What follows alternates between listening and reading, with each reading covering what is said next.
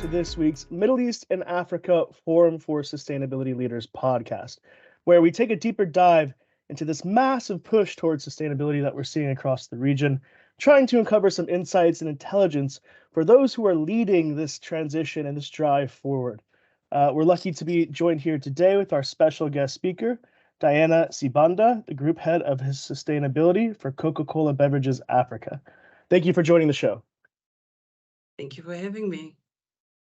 Just wanted to first kick off with a question that we tend to ask all of our guests on this program, and that's, what was the need for a group head of sustainability? When was that first identified at your organization? And then what was the process like in terms of instituting that position? Okay, thank you for the question and thank you for having me on your forum. At CCBA, sustainability is such a very strong focus for us, and the position of having a chief sustainability officer, but in our organization we call it a chief PAX officer, which basically stands for Chief Public Affairs Communications Officer. This position, I can say that it actually developed organically based on the business focus on sustainability, on commitment to doing business the right way. We are part of the bigger Coca-Cola ecosystem, and sustainability strategy is set at a global level. And then from there, it is now rolled out to a regional level, and we develop strategies that are appropriate for our operating context in order to meet the global targets. And this is crucial for us as an African bottler, because we have our own unique sustainability opportunities and challenges. So we have to customize our strategy to our needs. So to be clear, in order for us to drive these sustainability objectives, there was a need to have senior leadership in sustainability in order to spearhead these ambitions and also meet our sustainability goals. For example, I'm sure you've heard of our ambitious goals on waste, where we are reimagining waste and looking at it and imagining a world without waste. And there we are thinking that in 2030, we will have a world without waste. So under World Without Waste, one of our goals is to collect and recycle every bottle in the can that we place on the market by 2030. And the focus there is to make sure that all our packaging is 100% recyclable by 2025. And we will also want to ensure that we've got at least 50% recycled content in our packaging by 2030. We do have the similar approach in water stewardship, where we want to replenish 100% of our sales volumes by 2030.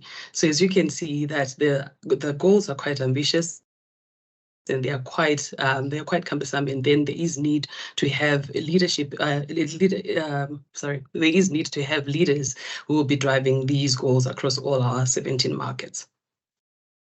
I just wanted to follow up to one, I think, big point that you made. And you have many multinational organizations, you have big umbrellas of organizations of a high level strategy. But of course, the big part is implementing that strategy, not just on a global level, but tailoring it to the region, and of course, tailoring it to the countries as well. Africa is a massive continent, multiple countries, different situations, different definitions of sustainability. Can you just walk us through the process of what that's like in terms of tailor-making that strategy and making it more custom to that local aspect? Okay. I will take one example on climate change. So climate change is a big drive globally across the Coca-Cola system.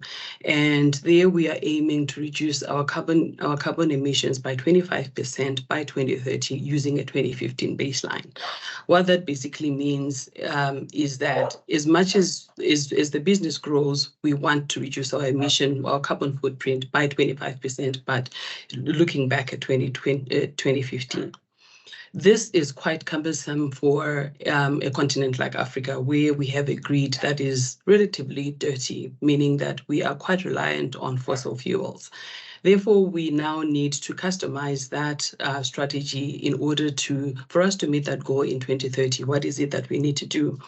Number one, we need a strong partnership with our regulatory framework.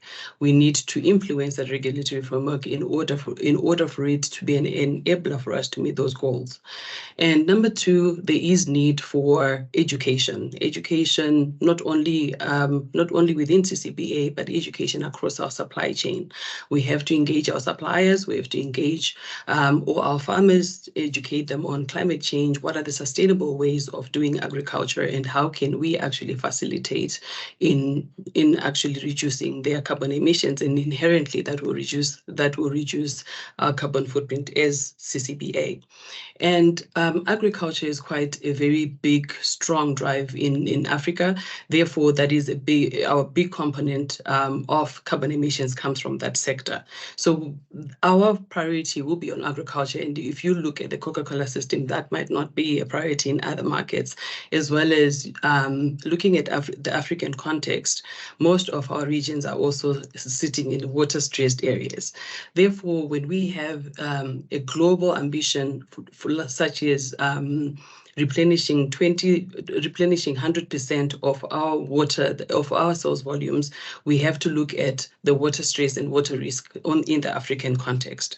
Therefore, we now need to think of where we source our water, how can we ensure water security for the generations to come, and with that, we are focusing mostly on the watersheds that are at risk in Africa to ensure that these watersheds are in good health, to ensure sustenance of water supply within for the years to come. So those are the two examples that I can give you for now, but we do have the same approach across all our sustainability goals.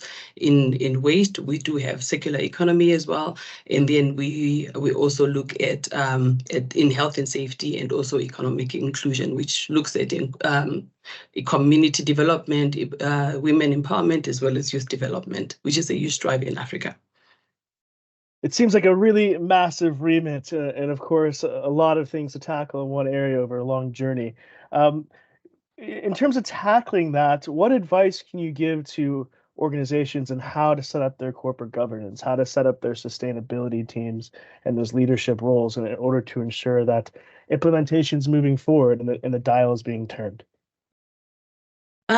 I think what we need to understand is that sustainability is no longer an optional, is no longer an option. It's no longer a nice to have. It's no longer a tick box exercise. So that is quite important for any organization or anyone who wants to do business the right way. Sustainability has to be ingrained in part of doing business for it to be successful in the long run. So that is number one. And we need to all understand what we are driving at. What are our key risks within our organization, our nationality, our region, and obviously as the global? What are our risks? And you have to customize your risk depending on. We have to customize your risk depending on your landscape, on your economic landscape, and the socio-economic conditions of your area. And I just wanted to, a big part of that process is education. You mentioned it in your past point as well. From your experience, what's the best way to promote sustainability throughout the organization, to promote the benefits of education amongst employees, to establish that buy-in? I imagine, of course, being in the sustainability team is one thing, but there's cross functions across the company, and it's trying to understand the value of it. Yeah. So in any organization, nothing happens until you have the resources. So resources in terms of time, in terms of people, and in terms of money. And this has to be allocated in order for us to meet our sustainability goals. So that is quite crucial. In terms of education, once the leadership of any organization understands the main goals of what we want to achieve, what the role of sustainability actually within the business. Once the leadership understands that, then everything else becomes easier, because as we set our key our key goals for us as a business in growth, is in finance, and also profitability. Sustainability also has to have a seat on that table. And once people understand that this is part of doing business the right way, it's not a good to have. It's not for us to, it's not a PR exercise. Once people understand that this is also as important as growth, it's also as important as profitability, education becomes very much easier, because everyone wants to understand what is their role for them, what is their role in that process in order for the business to go ahead. So everyone understands that they have a seat on the table. Everyone understands that they are sitting on the driving seat. It's not the role of the chief sustainability officer, but everyone has a role to play. So once it is driven from the top leadership, cascading it down to all the different markets, down to the factory, becomes very much easier. And I imagine personal development starts with the person as well, right? From the bottom up too. Absolutely. You can't always depend on an HR department to help create that environment, but you can take advantage of it. I think I just wanted to follow up too to that, as well as where do you see external engagement come into play with education? You know, developing those resources for the future and engaging with academia to develop that future talent for next generations. Yeah, you actually bring out a very good point, and that is one of our focal points, which is the voices of youth. The Generation Z, as we call them, are not only passionate about this planet, but they're also willing to take action. And we are keen to hear their voices and their concerns and what their expectations are. After all, that is what sustainability is all about. Sustainability is about ensuring that we are using the resources we have today to ensure that the generations to come actually have adequate resources for them to have a sustainable future.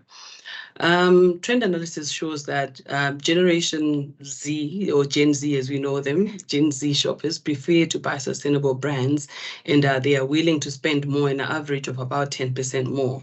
And it is quite evident that they are the most receptive and likely to purchase based on their personal preference, their social understanding, and environmental principles and values. So as we develop our strategies, we are willing to hear, we are now taking an extra step to hear those young voices, and we want to be transparent on where we are, what we want to do, and we want to work as hard to actually gain their trust, and in order for us to deliver what they're expecting from us as a big brand. And consumers are also becoming more conscious of their purchasing decisions, and brands and businesses that need to adapt to their expectations. It is not just a marketing gimmick anymore. It is something that we have to foster a culture of sustainability and social responsibility throughout our organization. And as I said right at the beginning, we really are committed to doing business the right way. And part of that is ensuring that we encompass what our consumers, our customers want from us. And secondly, we also look at the global trends. Where are we going in terms of environmental and social needs as a planet, or as people? You will see that energy and climate change are one of the greatest challenges that we have at present, and it will be a greater challenge in the future. And we are already experiencing the effects in our daily lives today. So as a company, we also need to understand, to educate people on how climate change affects them, how climate change affects us, and how we are actually developing mitigation and adaptation action plans to minimize risk on ourselves as well as in the communities that we operate in. Therefore, when we actually developed these strategies, we want to have their voices heard, and we want to ensure that they understand why we are doing what we are doing, so that we can get their buy-in, and together we can work together in order to meet our global goals.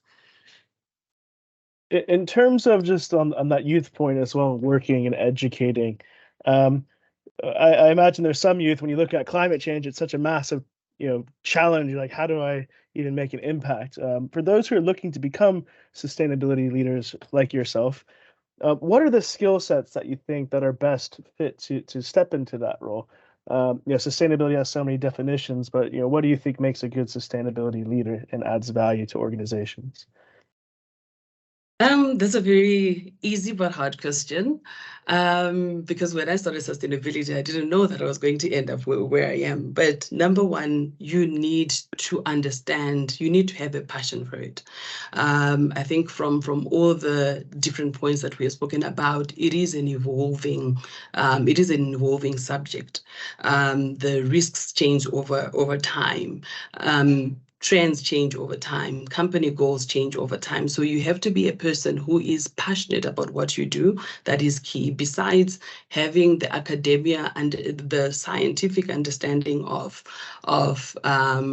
sustainability, passion comes first, because you have to learn to adapt to all these the changing narrative, and learn more and be able to be receptive of the new education and the new upcoming trends that we are facing right now. So that's number one. And secondly, you have to stay hungry. You have to stay hungry for knowledge and keep on learning, else you will be left behind. What you have to understand, what the global trends are. You have to understand what do the investors, what do they want to hear, what do they want to know rather. You have to understand what is our consumer expecting from us. So you have to keep on learning and understand all those expectations and how to manage them. And obviously, thirdly, you have to have the right qualifications. I think that goes without saying.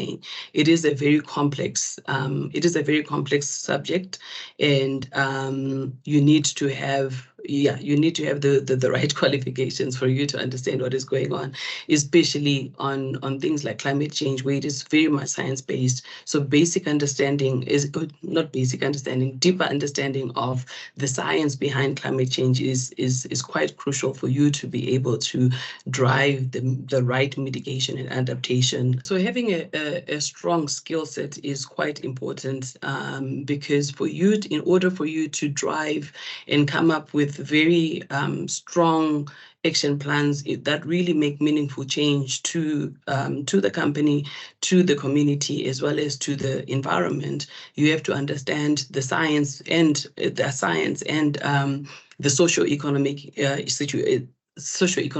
issues that are behind that topic. So it's not about driving climate change because it is now the hot topic right now, but you have to understand what the science behind it means.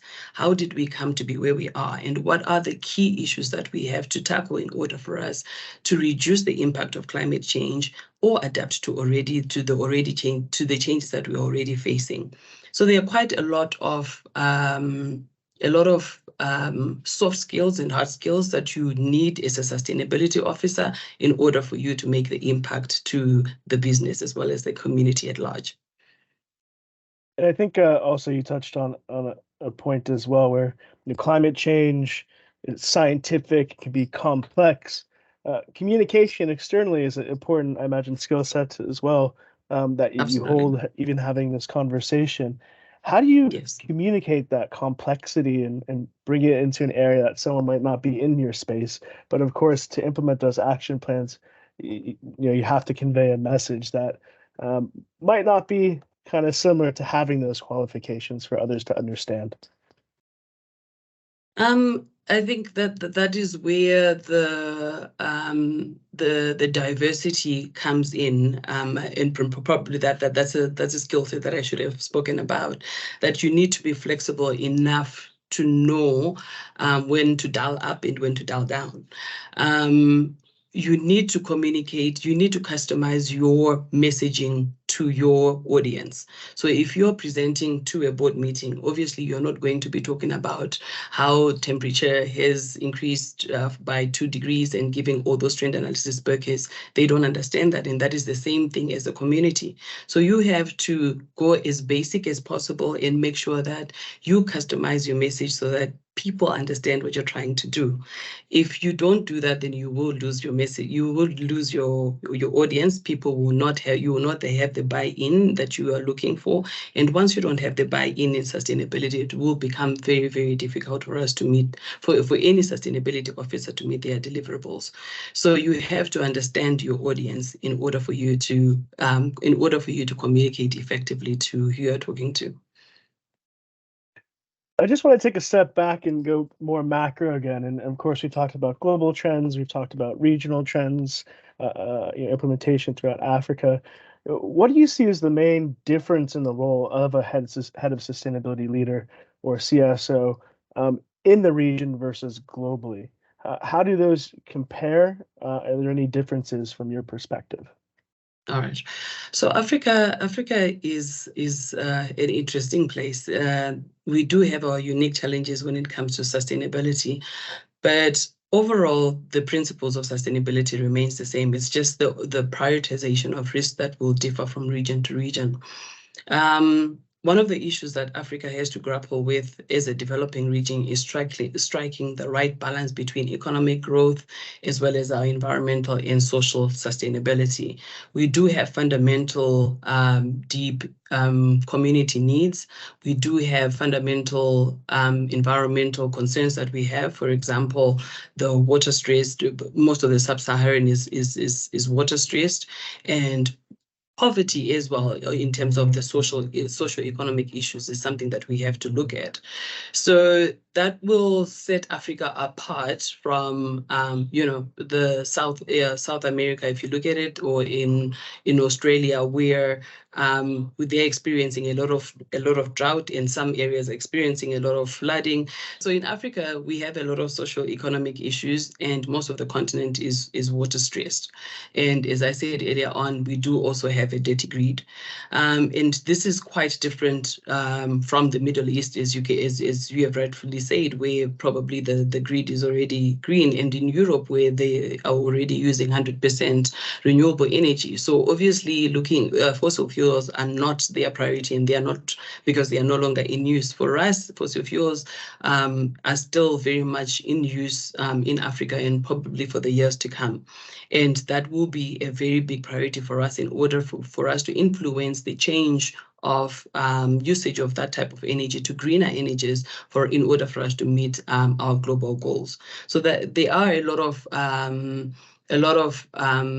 different nuances within the African context that will set us apart, that makes our risks a little bit more stringent, but obviously we need to customize those risks and make sure that we are influencing and talking to the right people in order to make the change that we require.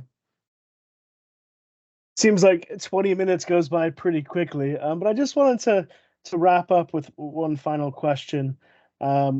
We had COP27 last year in the region. We have COP28, of course, that's taking place in Dubai. How significant are these points in time, these events? And obviously, it's a long journey for accelerating sustainability. And what is what are you hoping in terms of the outcomes that will come through? Such platforms are quite important for us as Coca-Cola as a system, because if you look at all our strategies and sustainability, we want to partner with every like-minded business, corporate, NGO, community, governments. We want to partner with them in order for us to meet our goals. For example, in our world without waste, we can't do this alone. So platforms like COP27 and COP28, it's a platform where we want our voices to be heard. It's a platform we want to utilize to showcase and also invite the right team members the right members to join us, so that we can join hands and we can actually implement together the meaningful change, to make the meaningful change in the world that we want to see. And this is particularly quite useful in plastic packaging, which is a very huge drive right now. It is quite useful also in climate change. It is very useful also in community development, in community development and women empowerment. So for Coca-Cola, we do value those platforms, and we want our voices to be heard when we are invited to such platforms. Well, thank you very much for taking the time today, of course, for your amazing insights. And for all those who are listening, please feel free to follow Diana and, of course, Coca-Cola Beverages Africa on social media, where you can see their journey and the amazing progress that's being made towards sustainability. And of course, Gulf Intelligence will be publishing this interview over the coming week, and of course, content harvested from that. But thank you again very much for your time. We appreciate it, and we look forward to having you back on the platform again in the future.